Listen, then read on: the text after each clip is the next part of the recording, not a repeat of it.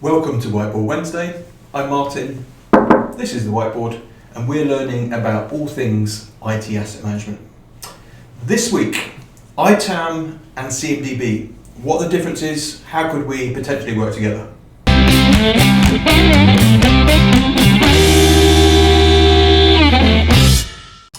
So this is the life cycle of an asset from start to finish. So you start here with plan, you go and acquire it, manage it, etc., all the way through to disposition at the end of the life of an asset, which is when you take it out of the business or repurpose it.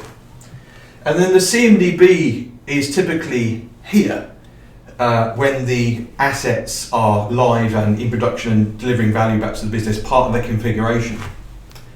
And it's important to note the differences in motivations why we do these things. So asset is primarily concerned with governance, so risk, cost, making sure we're getting the value intended out of that asset throughout its life cycle and delivering that back to the business. Service have different motivations. Their primary motivation, that they are obviously concerned with risk and cost, but their primary motivation is keeping the lights on, making sure that the business is getting the service that it built and delivered and intended. So their motivations are service and availability, keeping the lights on and delivering a great service.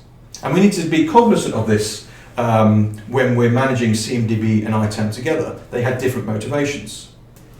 So CMDB and ITAM are close, but they have different goals, they have different motivations. So they can work together, they can potentially collaborate, even use the same database, same platform, but they need to respect that each other has different motivations and different desires about why they're collecting this configuration data in the first place. It's a bit like a village hall.